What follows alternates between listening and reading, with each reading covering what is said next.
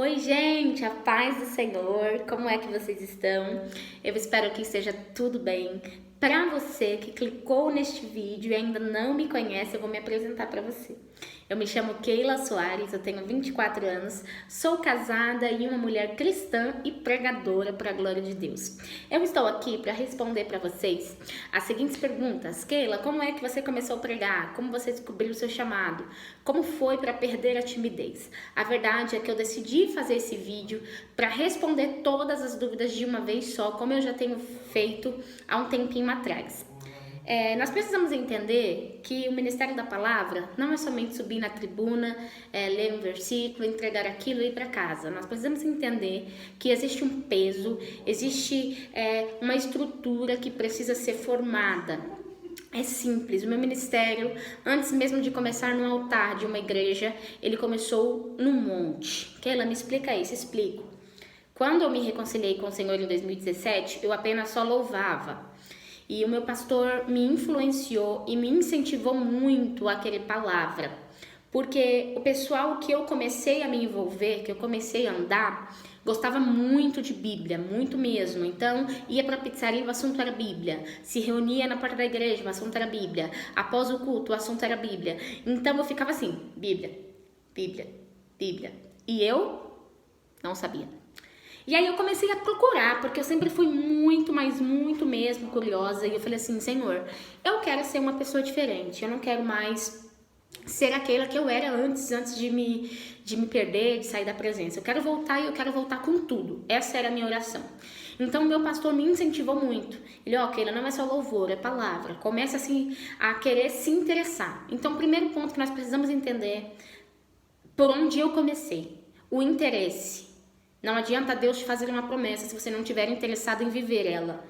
Então, quando Deus me fez essa promessa em 2009, quando tínhamos 12 anos, Ele veio cumprir, porque foi o ano, que eu voltei. Então, vamos pensar que talvez se eu não tivesse saído da igreja, eu já teria mais tempo de ministério. Hoje, para quem não sabe, eu ministro a palavra de Deus há uns 2 anos e 3 meses.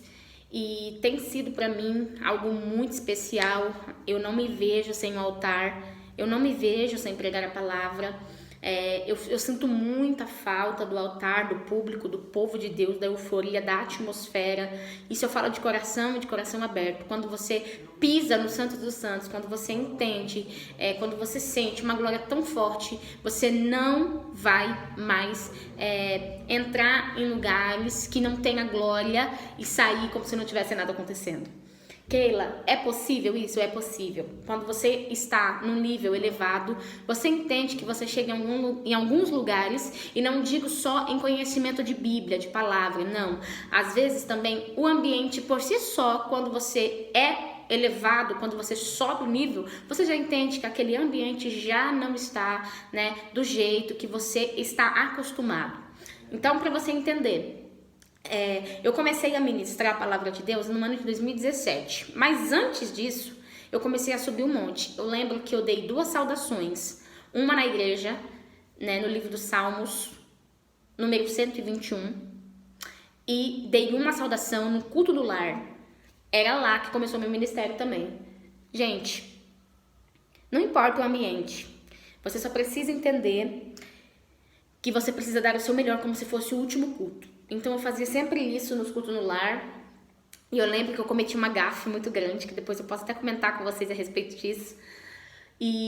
Mas isso serve para aprendizado. Tem pessoas que não querem tentar por medo de errar. Gente, é fato. Você nunca nasceu sabendo de nada.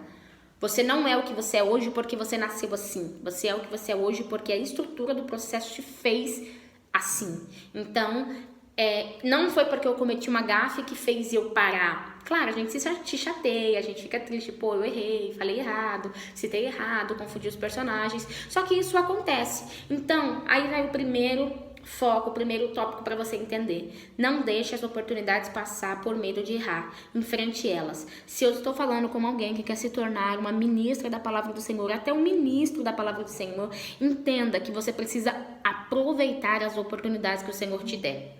Então eu comecei a aproveitar as oportunidades. E depois desse dia eu comecei a subir pro monte. Depois que eu, cometi aquela gafe, assim, que foi uma gafe mais ou menos, eu comecei a subir o monte, falei assim, eu quero aprender, Deus abre a minha mente, comecei a fazer muitos, inúmeros propósitos, comecei a me trancar no quarto, 5 horas eu ficava, no fundo da minha casa tem outra casa que tá vazia, eu me trancava lá, só saía de lá depois de 5, 6 horas, lendo o mesmo texto, lendo a Bíblia.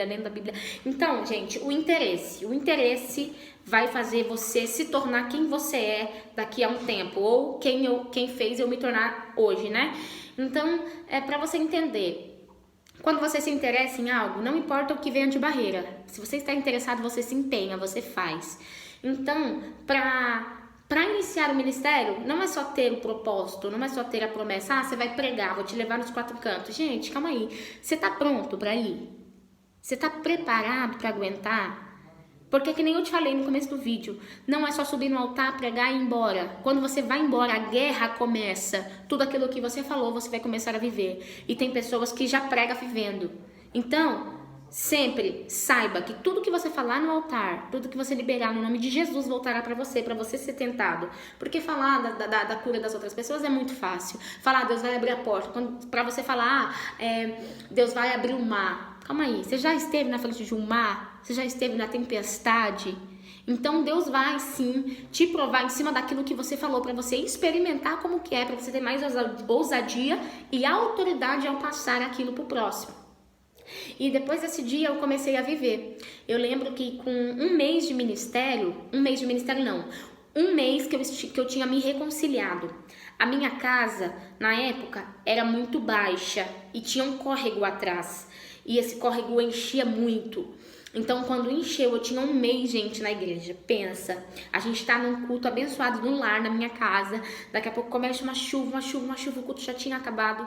Tinha alguns amigos comigo, que hoje eu tenho o prazer de chamar de amigos, que olharam aquela situação e viram a minha casa enchendo 1,5 metro de água e a gente desesperada e eu com um mês. Então, pensa comigo, um mês de reconciliação.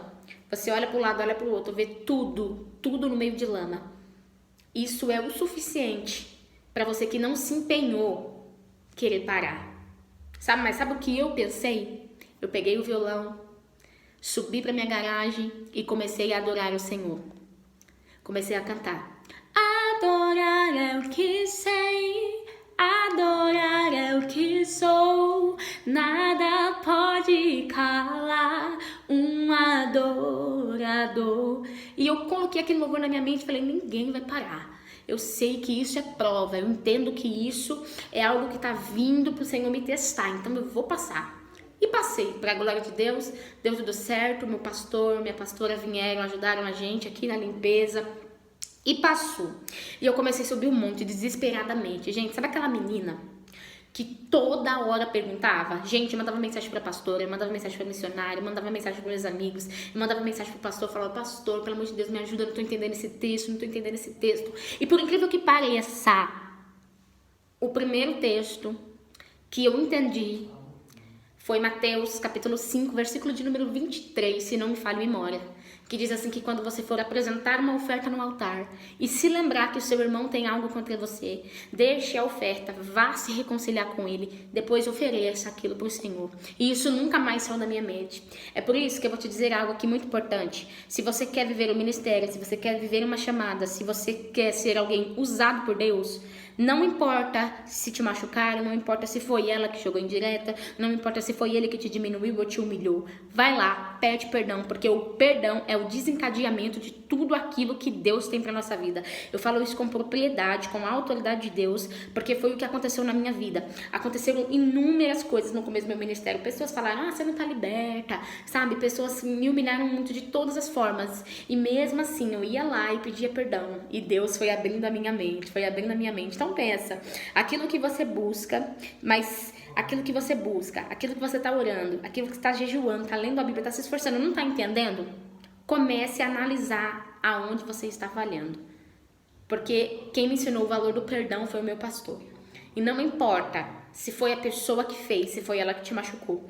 Vai lá, pede perdão e depois volta aqui e conta pra mim como foi essa experiência, porque eu tenho certeza que o Senhor vai começar a abrir as portas pra você. E foi o que aconteceu comigo. Após o perdão, eu comecei a entender a palavra. Gente, eu não sei o que acontece comigo, porque eu não consigo ter um devocional de leitura. Todas as vezes em que eu leio a Bíblia, sai uma mensagem para a glória de Deus. Eu costumo dizer nas minhas orações que o Senhor me deu algo diferente, né? E não porque eu seja melhor que você, mas estou contando como é e como eu tenho sido aqui no desenvolvimento do ministério. Então eu falei, Senhor, obrigada.